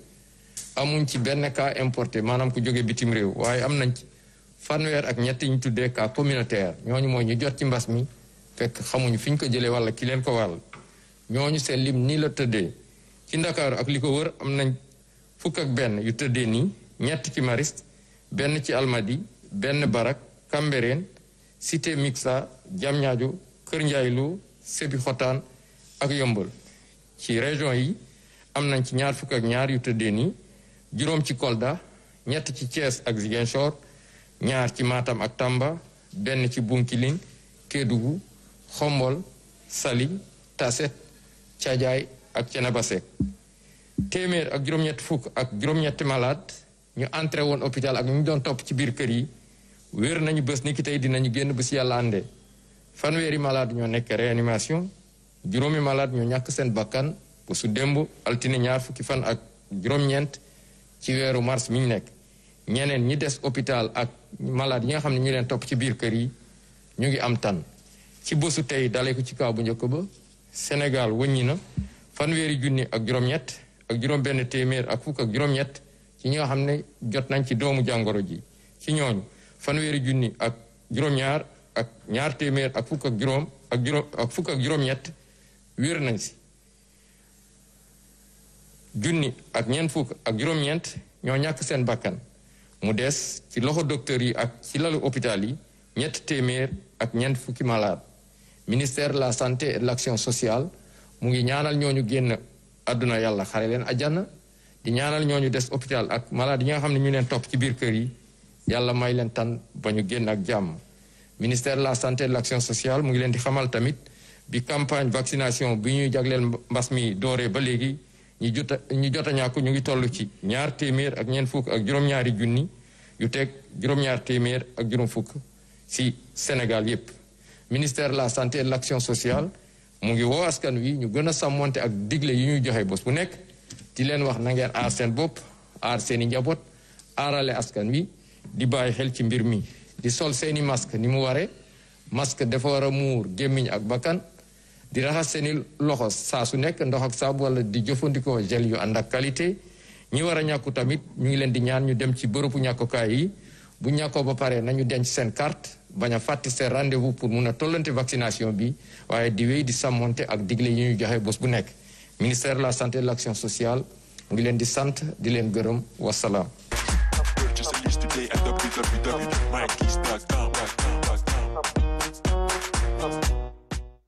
di leen jaajëfal bu baax a baax ñoom waa ministère de la santé professeur Danfakha mi ngi laaj Louisa ndax dana ñàkku ji gars yi nee na ñu pare nañ pour ñàkku ji professeur li ma ci jaaxal mooy ba tey moom ñàkkoogul waaye loolu dañ koy bàyyi ba actualité ñëw man ak Pape Assane ñu sotoo ko bu ko defee ñu gën a raw ci loolu ñu toll woon nag ci fait de société njëriñu mbootaay yu ndaw yi nga xamante ni mën nañ leen formaliser maman mu mel ni njëriñ bi bëri na lool buñ ci mënee dem ba tabax kër bu ci mën a dem ba am financement mën a taxawal bërëbu liggéeykaay di embaucher je crois que c'est vraiment ça la formation à la création de l'emploi et à l'auto-emploi loolu léegi jigéen ñi dañu dem ba xam ni seen rôle seen taxawaay parce que suñu waxee ñaari loxoy takk tubéy ñaari loxoy takk sër waaw te njàmbaar du wàlle ko ci wàllu gaynde les femmes ont été toujours là présente nekk seen wetu te loolu soo ko bëggee def dafa am ci looy jàpp ku jàpp ci dara nag sa affaire du neex a lijjanti da ngay jàpp ci dara jàppale sa borom kër assisté ko taxawu ko loolu mooy lu mel ni mbootaayu bii ñu génne muy ko famis di ci nuyu bu baax suñu mag Adja Awanu Bes ci loolu lay yëngu di ci nuyu baax Adja Kumba Law bëggee ñoom tam am nañu kenn ku nekk volet booy développé boo xam dina la may nga mën a taxaw ci autonomisation de la femme ma ci wax la coordonnatrice Adja Soxna Sow di ko wax mu joxe mot de la fin ñu tàggoo ba beneen yoon. waa Adja Ndak macha allah di santaat yàlla rek di santaat suñu présidente cette brave dame wax dëgg yàlla cette dame de fer Adja Aram Thiam jiite jigéen wax dëgg yàlla li ñu waroon développé bari na ndax ko faamis li mu ëmb yëpp macha allah kenn mënu ko wax ci 15 minutes wala 20 minutes. di santaat la présidente di sant suñu trésorière Adja Anne Marie Dieng di sant macha allah ñëpp daal wax dëgg yàlla fu région nekk Sénégal xam nga man maay présidente cellule régionale yi donc suma temps bi permettre ñu ko mais vraiment bëggoon naa wax dëgg yàlla sant suñuy présidente cellule mais nag macha allah ndegam temps bi mayuñu ko Salma ñuy santaat rek la présidente Adja Aram Thiam di leen remercier ci invitation bi di sant wax dëgg yàlla bi may ñëw damaa bàyyi nit ku baax macha allah mu ñaanal ma di sama nijaay di sama soppe Alaaji Njaga Njaay Soose doxo be macha allah tabaarkalla jógee ngi fi mu newoon ba tey yàlla macha allah Salma daal temps bi mayuñu ko mais li duuf yëpp ci nag yu xajul ci cin li te lu mu ndaw bu ñu fàtte mukk ni ndawal la te ndawal nag dana jëriñ dinañ ko doxal xam leen daal li ci des di sant suba teel daal di gërëm suba teel di sant tam wax dëgg yàlla émission bi di sant suñu nawle bi xam ni membre ko Famis la sama yaay ji waaw membre ko Famis la di leen wax ne leen ko Famis ñun mag suñuy doom ak suñuy goro mi ngi ci am nañu ko faami ñu ngi leen ci xale yëpp laay wax yàlla ci woo xale yëpp léegi nag macha allah madame Moumi bu ma dagg de indi bi ko famis bi indi bi ma dagg de Aïcha mi ngi noonu maman yaa ngi ma doon wax ni sa xarit sa sëriñ sa nit ku baax moom mooy anniversaire tey dañ lay may nga souhaiter que joyeux anniversaire. waaw maa ngi souhaiter joyeux anniversaire tey soxna Lalla bu la Jadouaz Dabakh soxna Lalla Dabakh yaayu Fatsi Al Amin di ko ñaanal yàlla Mali Fawad Bakari mu gudd fan loolu te wér yàlla ko suturaam dëgg taxawaayam bàyyi koog njabootam di la wax ni daal ci baat soxna Aïda macha allah ba ci yàmmitu caat soxna Sufeetu sa mbokk yëpp ak sa doom yëpp ñu ngi ànd di la souhaiter joyeux anniversaire dama doog Ousmane yàlla nga fi yàgg loolu te wér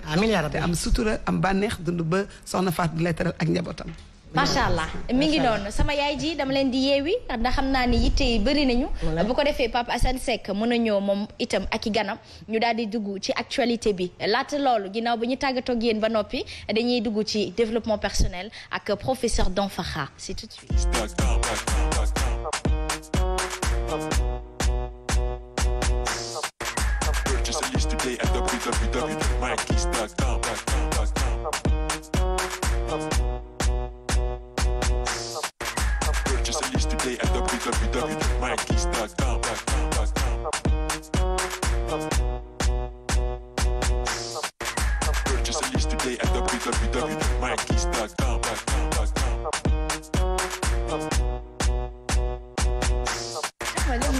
Aïcha mi ngi noonu ñu daal di dugg professeur Danfakha, aider les autres ce n'est pas supprimer leurs difficultés. Tantôt beaucoup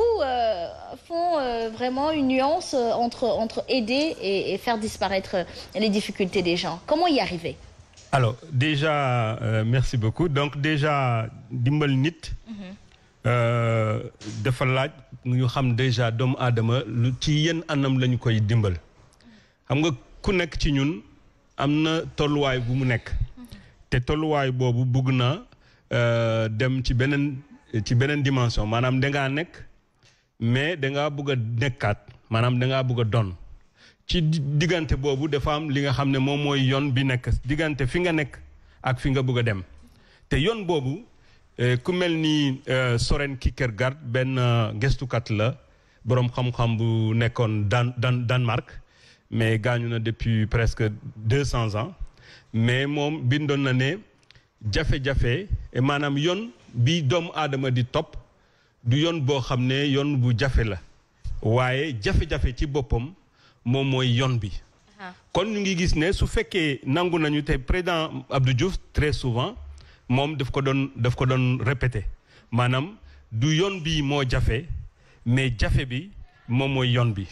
Donc c'est extrêmement important ñu bàyyi loolu xel ku xam loolu nag nga war a xam ne képp koo xam ne da ngay bugg a dimbal doomu aadama nga ne damay dindi jafe-jafe ci yoonam da nga ko bugg a sànko maanaam da nga ko bugg a tumuranko parce que dutul xam fu muy jëm. saa yoo ne jafe-jafe doomu aadama bi laa bugg a dindi da nga koy sànko parce que dutul xam fan lay jëm parce que yoonam moom mooy jafe-jafe yooyu kenn mënul egg fi nga bugg a egg. su fekkee nanguloo coono nanguloo jafe-jafe yi donc mooy première chose alors lu tax nit doomu aadama di am ay jafe-jafe nag mu ngi doon ne lépp loo bëgg a def comme nii ko wolof yi di wax ku bëgg akara da ngay ñamee kaani donc su fekkee man par exemple dama bëgg dindi jafe-jafe bii nekk ci lekk akara donc mooy damay lekk akara bi man sam bopp mais ki nga xam ne moom moo war a lekk akara te war ñamee kaani moom du ko def donc dama koy jox akara bi mais dina xam ne am na kaani ñaareel bi mooy sunu défaut yi maanaam sunu jikko yu bon yi ku nekk am na ko amul kenn koo xam ne mun na wax ne man awma jikko yu bon donc jikko yu bon yooyu ñooy tax souvent nit di jum di nekk ci jumte di nekk ci ay jafe-jafe leneen tam mooy contrainte yi maanaam par exemple booy génn ci néeg benn bunt la am wala benn fenêtre la nga mën a jaar donc munoo jaar ci mur yi donc yooyu ay contrainte la yoo xam ne doomu aadama am na ko tam donc de sorte que première chose bi nga xam ne moom la doomu aadama war a def su fekkee da ngay dimbal say morom doomu aadama benn bi mooy déglul il faut qu'il y ait l'écoute ñaareel bi il faut que non seulement écoute bi am na mais nand xam doomu aadama bi ki nga bëgg a jàppale lan mooy problème am dëggantaan souvent dañuy jóg rek bëgg a jàppale nit du ñu xam lan mooy problème am nit sax mën na la wax problème am fekk ne loolu du vrai problème donc yow yaa ko war a jàppale déggul ko ba pare mën a nand lu mu bugg a wax bala nga jóg ne da nga koy jàppale ci dara. bien aidé nag maanaam jàppale bu baax doomu aadama dina jaar ci jàngal doomu aadama nangu coono benn bi na nangu daanu jóg na nangu gëm-gëmam yu mu am ak bëgg-bëggam yu mu am mu leeral ko itam dafa war a nekk koo xam ne war na xam ne lépp loo xam ne doomu aadama dafa ko bëgg a am ci àdduna il faut que mu nangu coono donc loolu saa yu mu war a dugg ci dara mooy compréhension nga war a dawal mais benn bi doo non seulement doo wax nit ki fu mu war a jëm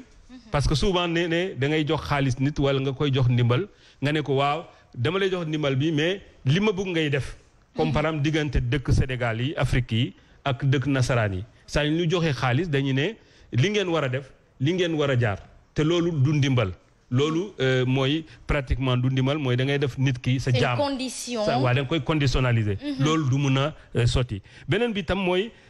su fekkee nit ki da nga koy jàppale doo ko maanaam doo ko juger xaw ma juger nag nuñ koy waxee ci wolof maanaam doo wax moom lu muy def di ko ñaawlu wala di ko rafetul nit ki su la ñëwee ne dimbal ma da nga koy déglu ba pare doo ko juger da nga koy comprendre donc loolu am na solo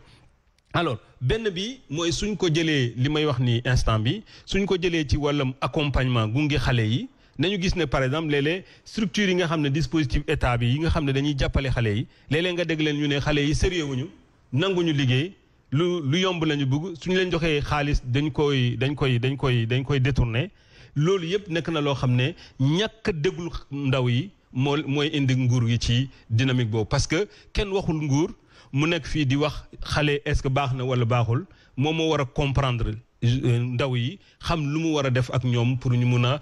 def liggéey bi ñu war a def beneen bi itam foofu laa koy jeexale mooy itam comme ni ko sama benn xarit Jean-Pierre Senghor doon wax xale yi ndaw yi saa yu ñëwee ci bureau moom mu nekkoon directeur de cabinet ministre de l'emploi Benoît Sambou dafa leen doon wax ne mais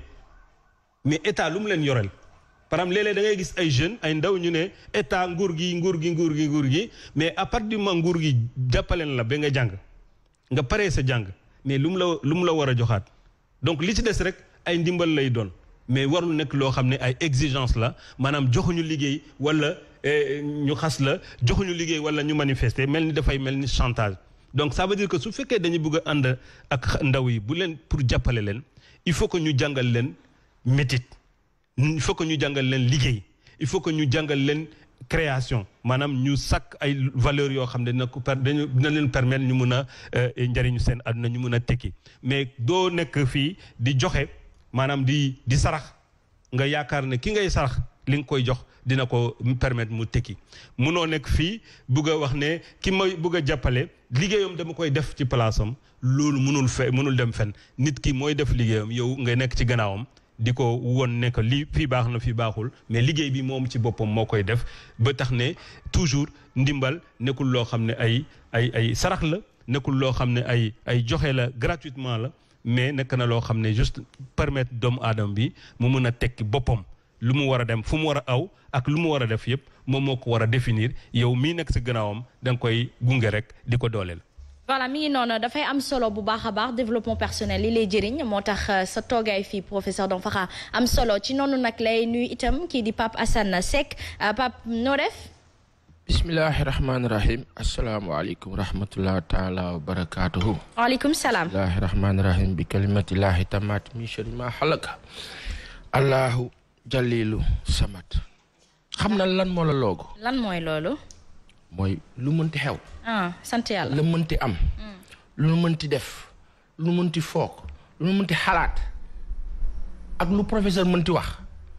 ba borom bi newul kun du am. Aïcha mi ngi noonu kon nag ci loolu la ñuy ñuy kii di Mouhamed Sey moom itam nekk sa gan tey fas yéene peloog yow waxtaan gi ci lii di actualité noo def Mouhamed Sey. waaw maa ngi fi. yaa ngi am jàmm. maa ngi sant bu baax a baax. ma fàttali ni yow tamit jàngalekat nga pour la formation professionnelle dafa am solo ndaxte bokk na ci ñu waxtaanee ko ci actualité ginnaaw bi nga xamante ni dañuy utal gune yi koppar boo xamante ni dañ ciy mën a jëfandu ngir mën a liggéey koppar googule professeur balaa nga koy mën a jëriñoo faw nga xam yow yaay kan xam li nga bëgg ak itam ñu tàggat la ci li gën ci yow ci yow yoonu wàllum liggéey du noonu tout à fait nga am métier. Voilà, un métier, c'est important, n'est-ce pas? Voilà, donc professeur Dom Fakha, c'est très important, surtout ça rejoint la thématique de savoir aider une personne ne veut pas dire justement éliminer ses difficultés. ndaxte ci jafe-jafe la nit di forger sa personnalité, ci jafe-jafe la nit di màgg, bay xam, bay xàmmee, bay moytu ngir mucc, du dëgg? boo dindi jafe-jafe yooyu ci moom rek. mënatul dem ay bana la day nul sax nag. moo tax de état africain yi ci boppam. depuis 60 ans mënuñu dem fenn parce que dañuy yaakaar ne ñeneen ñi ñooy teggi suñu kaw suñu jafe-jafe yi. alors que ñoo koy teg suñu bopp alors que ñun suñu bopp ñoom ñoo koy def. ñoo koy teg suñu bopp leen daal xam na ma ko ci. ministre de l'intérieur italien. waaw. yekk na France lu mel ni xeme ak Macron. non ñoom ñaar ñoom mosuñoo jubóo ñaar réew lu mel ni xeme nee na leen bàyyi leen africain yi ñu liggéey. am nga ñoom mais jamono ji nag italien yi fi fees di tabax jël suñu marché BTP. non xam nga italien yi lu ñuy wax est-ce que xam nga italien yi lan la ñu meree France. la mort de Kadhafi. parce que nee nañu. waaw moo ubbi frontières yi. non seulement ubbi frontières yi mais dañu amoon ay link de partenariat ak Kadhafi yoo xam ne c'était bien pour l'Italie. Non, c'était bien pour l'Italie. C'est leur guerre. Mais aujourd'hui, le problème qu'on a, mooy que gis nga la géostratégie mondiale foog Sénégal ak Sénégalais yi comprendre ko pour ñu xam lan moo ñu boo xamul li la tey doo dem. boo ko xamee nag ci ngay mën a sukkandiku pour dem. mais disons que xasma yàlla laata may dugg si. je pense que soxlawul sax générique ou transition. non xaaral dafa am lu ma bëgg a wax. da ngay dem ci moom dafa am lu ma bëgg a wax. dafa am loo xam ne yàlla da ko def ci Sénégal xam nga moo la lan. mooy barkeeg yiw ba yaatoo est-ce que xam ngeen ni am na ay sénégalais yuy gagné 32 milliards fële ca Kédougou. xasma. yàlla nañu yàlla dolli sutura. allahumma defal ñuy xéewal. amiin waay. ya barkeel. amiin.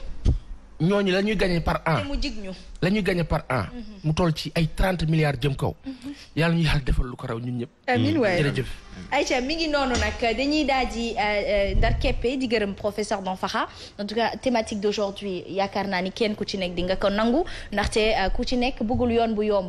yomb synonyme de facilité et toujours chute très très proche. bu yomb rek du neex. du baax du la defar. mi ngi noonu daal na métti rek. Aïcha mi ngi noonu donc kon nag ne métti. professeur ndànk tamit na nooy tamit. Aïcha mi ngi noonu Pape Assane est-ce qu'il s'est vacciné? Beaucoup se posent la question. Tu t'es vacciné ou pas? AstraZeneca? Toi et professeur, vous avez dit que vous allez être. non kii wax ne day vacciné kooku kay la ñu war a laaj. professeur vacciné wu nga. maa ngi xaar ba léegi de. damaa def demande. maa ngi xaar. yow soo demee dañ ne vacciné. non mais en plus je ne suis pas dans le maanaam dans la cible. troisième âge waaw cible bi bokkuma ci je ne suis pas dans la comorbidité. lan la gars yi wax. mais attention nay leer. tey bu ñu mënee ñëwal vacciné. mais xam nga man luy sam problème ak professeur. waaw xam nga léeg-léeg bu ngeen di werante di nga jékki-jékki nga ne ko tegoo ko fenn kii. mais dafa di sama kilifa. xaw ma nu ma koy def. wante wuy ma non mais sama kilifa la dama xam nu ma koy def. wante wuy ma a toog fii wax ne. ba accès damaa dem je fais partie des premiers. waaw ñu bëri nag ñu on est à plus de 100 000 et quelques vaccinés. prof. mais professeur. ñoo xamante ne yaa leen mag sax vacciné wuñu. man mii naa vacciné. kii mi ngi doon wàcc semaine bii sax. non mais je veux dire que xam nga nag ram baax na. nañu topp ci ram bi. mais nag suñ ma woo léegi ma dem vacciné. waaw mais kon yéen tamit lan ngeen di xaar pour woo leen ma. Aïcha kii. monsieur le ministre Diouf Sarr woo ma ñëw vacciné man ak Pa Assane. Montero Aïcha Émilie. waaw. kooku ma ne la maa ngi lay ziar le coucou. tu es sur la toile nii laa mel gis nga jongoma ba 2.0 def lu ma neex bu ma nekk may vitamine C au plateau bi. télécommande bi soriwul la tamit benn instant. Aïcha mi ngi noonu dañuy dugg ci esthétique daal di dem ci Louisa Diandi. nag ma koy may. dama la koy may tey moom lu ma neex def comme nag moom day dugg ci commentaire yooyu te man yooyu noonu mooy yee sama caay damay gën a saay dem ci Aïcha mi ngi noonu esthétique c'est tout de suite yooyu dama yee.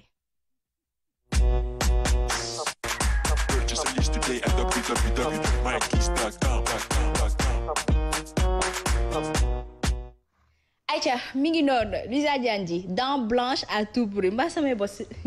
blanc na rek. laaj ko internet sa xarit yi déedéet ñoom duñ ma waxal kii. professeur waxal lu baax oh merci professeur Papa Sane. non elle est parfaite. Ta fille elle est parfaite.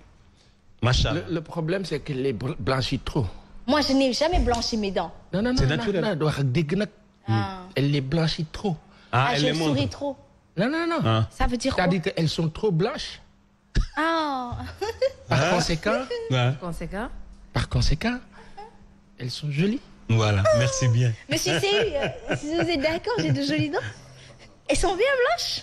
Merci beaucoup. Louisa Diandi léegi pourquoi lii nii sama blancheur bi jaral nit ñi lu ne. En tout cas, tout le monde aimerait avoir des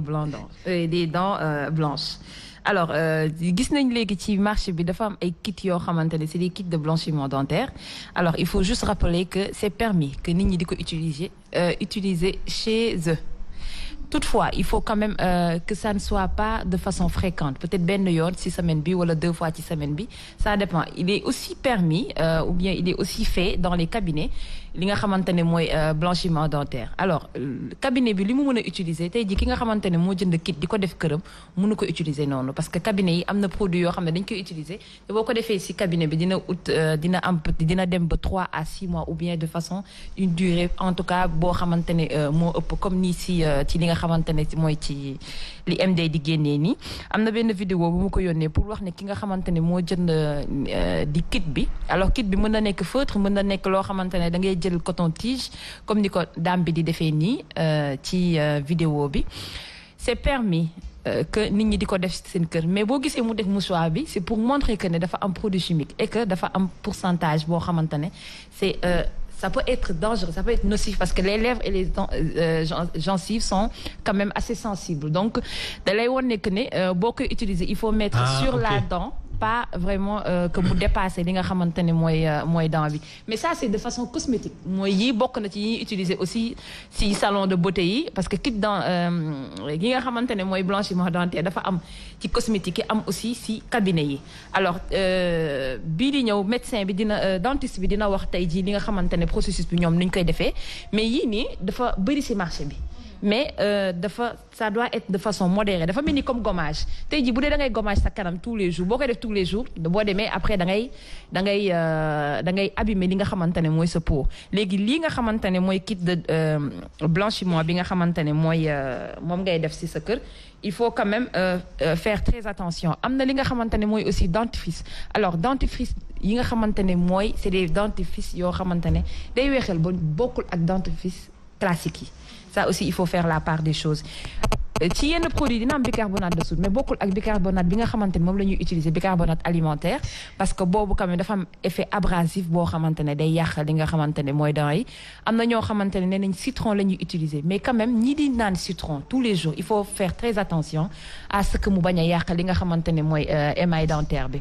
Alors am na aussi ñu doon poser question di wax ne antibiotiques yi des fois mooy origine yi nga xamante ne mooy indi. bëñ yu xonq yi wala dents yi jaune yi que antibiotiques yi mën na indi tamit la prise d'antibiotiques de thé de cigarette elle se fait trop belle là il faut arrêter là li nga xamante ne mooy thé yeeg des produits li nga xamante dafa am colorant il faut faire aussi très attention à l'utilisation de certains produits yenn épices yi donc baax na aussi li ñuy togg ñu xool ko bu baax a baax day yàq li nga xamante ne mooy la dentine alors il faut comprendre que ne émail bi li nekk ci suufu émail dentaire mooy dentine bi dafa nekk benn tissu jaune donc du coup boo jëlee ay produits yoo xamante ne day yàq émail dentaire bi moom mooy tax tey ji sa bëñ yi di jaune donc du coup mais dina am yenn couleur yoo xamante ne c'est d'ordre génétique wala ci xale bi noonu la ko màggaale mais il faut faire attention tamit ci xale yi produit wala garab yi nga xamante ne moom la ñuy naan parce que bu dee dafa naan antibiotique et que antibiotique bàyyi ay résidus ci bëñ bi tey ji bu xale bi di bëñam bi buy formé wu bëñ bi buy formé wu day màggaale ak tache boobu donc moo tax la prise d'antibiotiques peut avoir des effets sur les dents mais c'est encore plus procureur mais nous l'a dit qu'on s'en trouve pas c'est encore plus dangereux ci li nga xamante ne mooy xale bi donc du coup loolu lañ leen indi que les gens fassent attention aussi aux produits qu'ils utilisent li nga xamante ne mooy seen kër mais tout le monde aimerait avoir des dents blanches mais pour les gens qui se maquillent aussi il y a des rouges à lèvres il y a des li nga xamante des produits yoo xamante soo ko defee ça day def benn effet trompe-œil am na yenn dentifrice yoo xamante ne dañ la naan dentifrice yi boo ko jëlee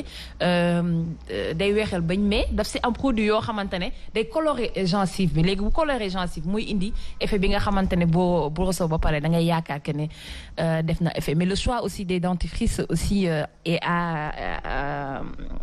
regarder bu baax a baax pour xool lan moo adapté si suñuy bañ voilà. C'est très important. Mon papa, même si tes dents sont très, très, très blanches, je t'emmène, je t'offre une séance, n'est-ce pas? Il y a des cabinets qui le font de façon légale et bien préparés, n'est-ce pas? Oui. C'est comme les blanchiments, c'est des kits en fait. C'est des kits qu'on vend d'ordre de... Je sais. Ça fait d'ordre de cosmétique, comme fille cosmétique, ça moo ëpp dox léegi ci marché bi. D'ordre aussi médical, c'est juste que ces cabinets dentaires, ça coûte cher, hein. Li nga xamante ne mooy...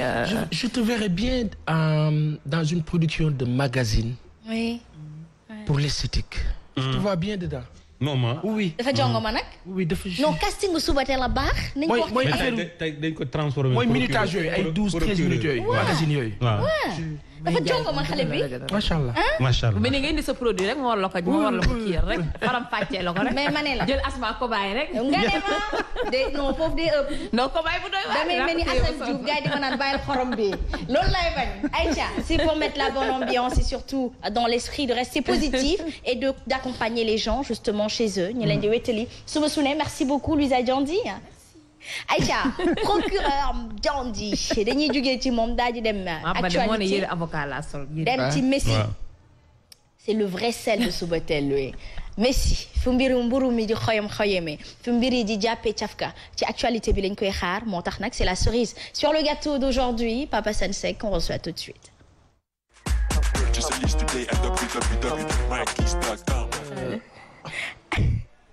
Aïcha non vas-y à ton aise va à ton aise. non dama ko bëggoon jox nouvelle bu neex mais après. Inch'Allah après. waaw jox ma ko papa c'est une bonne nouvelle mais après. dis-moi. non après il a toujours des bonnes nouvelles.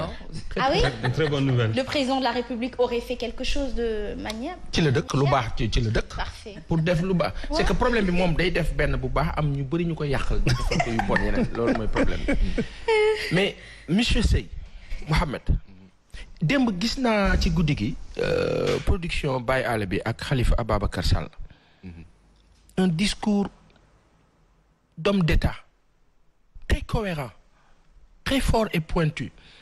lu mat a bàyyi xel la loo xam ne je pense que toute la crème de la politique au Sénégal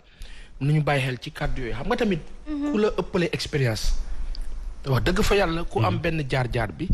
wax dëgg yàlla mën nañ ko bàyyi xel quoi ci la restauration de l'État le sens de l'État dafa am solo la restauration du sens de la nation dafa am solo ñaar man ce que j'ai di ma déglu ci Khalifa Ababacar Sall yëpp ñaar yooyu la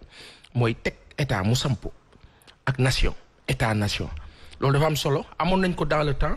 quand bien même que les résultats à un certain niveau am na fu ñu fayire le système socialiste au temps c'est 40 ans de gestion socialiste mais 40 ans boo xam ni voilà am na parti yu baax mais am na parti yu yàqu yu bare yoo xam ne aussi malheureusement libéraux yi bi ñu ñëwee ils n'ont pas pu rectifier ils n'ont pas fait mieux donc ils ont plus ou moins fait mieux celui qui a fait vraiment plus ou moins mieux c'est le président Abdoulaye Wade qui a apporté une nouvelle ère une touche bu bees mu nekk plus boo xam ne wax dëgg fa yàlla ci la ñuy dund ni sukkandiku malheureusement moom aussi entourage am ak ñi fa newoon malheureusement ñëwaat wuraat président Macky Sall bon bref. monsieur Seye. qu'est-ce qui se passe. waaw salaamaaleykum maa ngi leen di sant di leen gërëm di rafetlu invitation bi ndax lii yàgg nañ ko bëgg mais tey la ko yàlla gën a dogal. kon dañuy nangu ndogalu yàlla. ba ngeen gisee tey sama teewaay fii ma. nuyoo ñi nga xam ne ñoom laa àndal muy artisan yi nga xam ne ñoo nekk ci Sénégal ak artisan yi nga xam ne nii mun naa mën a ko dañoo yore kap boo xam ne maanaam la formation professionnelle de l'apprentissage ca lan bokk ma bokk ci jiite ci benn ponk boo xam ne nii maanaam moo waral sama teewaay tey fii pour ma leeral ndax gis nañ ne Sénégal ñun dañoo gis fi ñu féetale ñun artisan yi dañ koo gis ca Sénégal lépp lu fi dox ak lu mu mën di doon loxoy artisan nga ci biir sans artisan dara du dox ba tax na mun naa mën a ko ñun dañoo màgg fekk problème bi am fii ñu judd fekk ko fi mais nag ñu yaakaar ne mun naa mën a ko ñun de bu ñëwee ba yàlla dogal ñu daje ku mel ne président Macky Sall ñu ànd ak moom ci programme am 2012 ànd ak moom xeex ak moom ñun artisan ndax artisan yu bari ci leen commencé di dem voté ci ay élection ndax artisan sax daawutoon voté ci bari na ci bokk boo waxee ñu ne état nangam ak nangam gëmuñu ko woon mais président Macky Sall bi mu ñëwee dafa indi lu bees ci réew mi teg fi programme boo xam ne nii yoonu yokkute 2035 avec des jeunes ñu nangul ko gis na programme bii de ñun moom am nañ ci waar am nañ ci part bu rëy. non yoonu yokkute. waaw avant waaw après émergence 2035 2035. waaw léegi tey bi loolu amee ñun ñu toog. mu ñëwal boppam yónni ay ndaw daane dama bëgg ngeen demal ma ci gox-goxaan yi artisan yi nga xam ne nii am nañ place di liggéey ñu nekk ñoo xam ne ni am nañ benn xarañteef bi ngeen tànn leen Sénégal gépp nag amul xaj amul seen yàlla def ñu def loolu def programme boobu ñu ngi ko déparé à 2014 avec le ministre de la formation professionnelle et des artisans muy Mamadou Talla jamono yooyu moo ko yoroon léegi bi programme bi démarré bi mu démarré yàlla def ñu réussir ci ñoom état ndax bañ cay dugg dañ na programme bi dañoo leeral lépp avec tous les autorités du Sénégal ñoo ñëpp ñi nga xam ne ñi bokk nañ ci gox-goxaan yi nekk ci gox-goxaan yi muy le préfet le gouverneur maire bajanu gox président départemental ba ñuy tànn ñoo taxawoon signé accord bi ak artisans yi kon loolu sérieux woon na pour ma wax loolu rek damay wax pour nit ñi xam ne président de la république amoon na mbébét lu mu teg lu am solo te loolu nag mën na ko dañoo dem ba ci biir ñu yàq lépp. c'est-à-dire. waaw ñu yàq lépp. li tax ni ñu ko yàqee. maanaam ni ñu ko yàqee mooy dañoo dem programme bi liñ ci waxoon nag artisans yi ñu tànn ndax artisans yi dañoo tànn ci raison bu ci nekk artisans yooyu defal leen ay formation defal leen ay examen pendant 4 mois. ñu tëj seen i place dem ci école centre formation yi ak centre ak lycée technique yi fa la maître yi defee formation maanaam ni ñu leen tànnee sax tànnewuñ ko police tànnewuñ ko gendarmerie tànnewuñ ko benn corps tànn bu métti leen tànn ci artisans yi. dañu tànn ñeneen ñi bàyyi ñeneen ñi ko. waaw maanaam ñi gën a xarañ. maanaam ay critères la. waaw dañ ko yóbbu ci IEF yi. waaw IEF yi jël ko tasaare ko ci département yeeg région yi. artisan bu yëg information bi demal nga bindu boo bindoo critères yi ñu lay jox mooy critères yooyu ngay remplir boo paree nga yóbbu ko IDEN ci leen seet critères yi état bi soxla ci ouvrier. yan genre critères la. critères yi mooy xarañteef ñaata at nga def ci métier mi ñaata apprenti nga am. mas ngaa am benn problème wala état mas na laa topp. wala mas na laa tëj wala affaire yooyu quoi xam nga yooyu mooy critères yi ci gën a am solo te xam nga nag loolu boo ko xoolee critères yu jafee ngi noonu ci ouvrier yi nga xool ko ci fekkoo ci ñaar yoo xam ne nii am na ci yàlla def ñu am ci chance am ci liñ bëgg ñoom état. ñu tànn bi ñu tànnee ñi ngi nekk ci nombre 308 artisans yoo xam ne ñoom ñoo am qualification bi. ñooñu la état jël ci Sénégal defal leen formation yooyu durant 4 mois. ci biir formation yooyu naam maanaam sunu njiitu réew moo soxla ne dafa bëgg a tabax réew mi faw ñu ànd ak moom xooluñu laajuñu benn loo xam ne ni maanaam ay affaire u ndàmpaay la ak yooyu ndax sunu réew la sunu réew la ñuy defar. bi mu ñu woowee wax ñu loolu ñu ànd ceeg moom bi ñu ci ànd ak moom ñu def ay formation yi dañ doon tëj suñuy place di dem dëkk ak dëkk comme ça nga dëkk jóge Diourbel ñëw Thiès kii jóge Kaolack ñëw Fatick kii jóge Fatick jëm ci beneen région ndax amul centre yi formation yi amul dinaa ñëw foofu ci centre de formation yi ak école de entreprise yi nga xam ne nii moom leen wax moom leen créé faaw mbir mi leer problème yi ñi ciy wax ci débat yi ak di ciy wax dafa bari ñoo xam ne nii maanaam xamuñu lu nen moo ne ci biir problème bi diggante artisans yi ñu jëloon ñoo xam li ne ci biir ndax ñoom ñoo bokkoon ci système bi ànd kook état bu ma nee état nag bawuma képp koo xam ne nii maanaam état takkal na la ndombal tànk ndax ñooñu ñoo ko ngemboon kon loolu dafa sérieux woon ñu gis ci avantage gis ci loo xam ne nii leer na ne Sénégal ci yoon bii la war a mën a dox pour dem. qu'est-ce qui s'est passé. waaw li xew mooy maanaam ñoom li ñu waxoon ak ñun dañ koo defut état. defuñu ko. lu leen waxoon. maanaam li ñu waxoon mooy dañoo ñëw ne bi ñu defalee formation yi ba pare dañ ne dañoo bëgg léegi artisan bu ci nekk nga jël état jox la 5 xale nga jàngal leen métier. nga yar leen jàngal leen métier ñaar la nga yar leen jàngal leen métier. éducation ak instruction. merci beneen bi mooy mën a ko xale ya nga njëkkoon a yor xam nga di nga dem ci atelier fekk fa ay mag. ñoo xam ne yàgg nañ ca place ba am nañ benn niveau bi ci xam-xam bi mais état dana à partir de 14 ans ba jàpp 25 ans ma kooku daanaka xale la ngeen yaral leen ma ko jàngal ko métier ñu ne ko nag ci ban façon ak ban fànn lañ koy jàngalee métier ak noo ko bëggee mun na ci ñetti at diiram ñetti at ci biir diiru ñetti at bi xale bi dinañ ko ci saytu xool ban niveau la am ñu ne ko ñetti at yi day gàtt ndax fii dañuy yor emprunté fukki at ak juróom et daana loolu la bëgg a changer système boobu la fi bëgg a jëlee léegi dañoo bëgg xale bi jàng métier man manal boppam man def yi ubbi fi boppam. ñu ne ko loolu de sawar nañ ci. bi ñu waxee loolu ban tànn xale yi ba pare ñu ne xale yi léegi seen kayitu juddu yi lañ leen di jox kayitu juddu extrait maanaam kayitu juddu bi boo ko jëlee yow doo ko yor yow maître bi da nga koy jël jox ko projet bi programme bi ñuy gérer programme bi ñu yóbbu ko IEF waa IEF ñoom ñoo koy jël yóbbu ko ca ministère ba kon loolu xam nga ne am na tegu na ci ponk yu leer.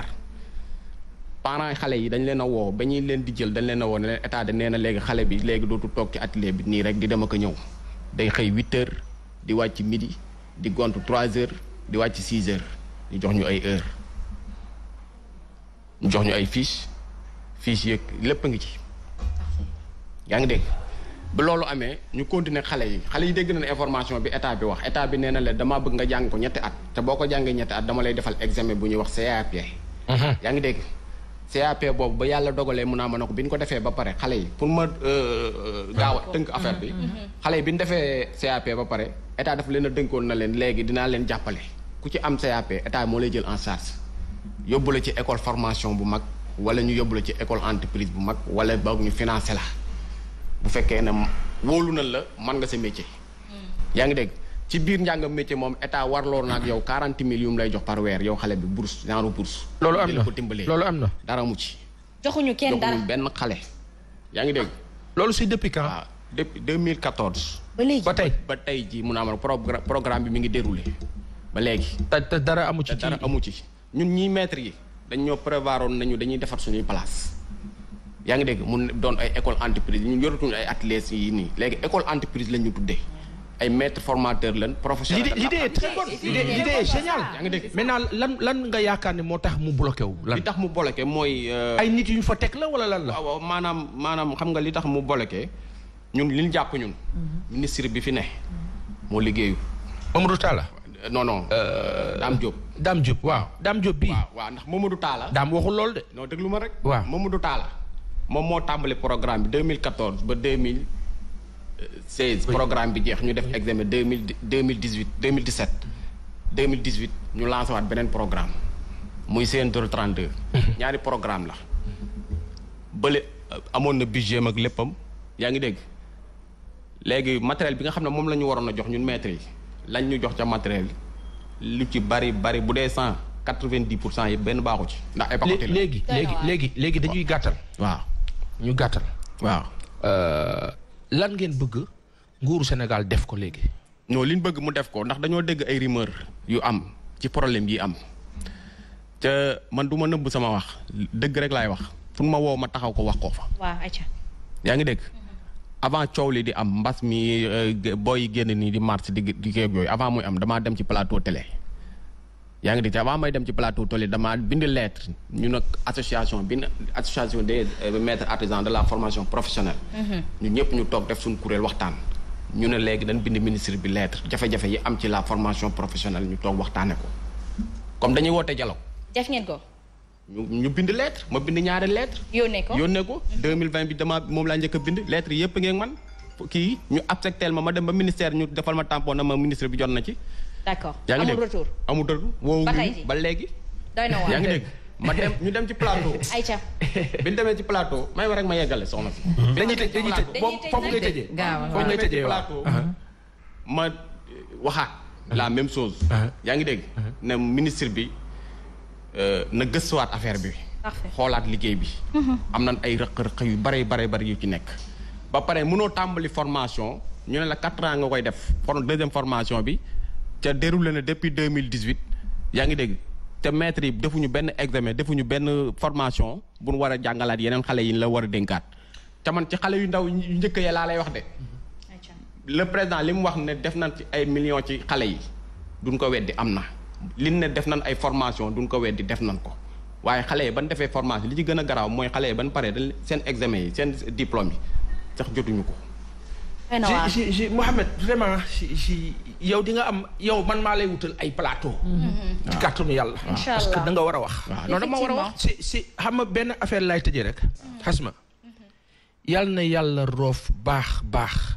kilifa yi ci kaw ba ci suuf mais yàlla na yàlla roof baax les exécutants. effectivement on tirera à boulet mais à urbi orbi sur le président Macky Sall mais ñeneen ñi mu fay teg aussi il faut vraiment que gars yi aussi ñu fa am farlu am Pastef ak liggéey parce que c'est dafa ignoble quoi. dañ koy nax wax ji mooy loolu dañ koy nax leen koy wax en conseil des ministres ak li am ci terrain bi ça fait deux. jërëjëf Sey merci beaucoup merci di leen jaajëfal bu baax a baax actualité bi fii la mburu mi di xoyom waaye nag temps bi xoj na ci c'est la bonne nouvelle. non temps bi baax na gis nga affaire bi mën naa la wax benn affaire Aïcha papa temps bi baax na Aïcha mi ngi neex na gàtt na saf na wax ji am na solo kilifa yi dégg nañ kilifa yi dégg nañ Aïcha ndawal la dinañ ci jot merci beaucoup Mouhamed Sey non xam nga télé moom xamul say télé xamul maye télé temps la waaw loolu après la beneen yoon merci beaucoup à toute l'équipe merci à l'équipe technique merci beaucoup ci kanam tuuti da ngeen di am waxtaane ko bonne suite des programmes sur la chaîne Leader on se retrouve demain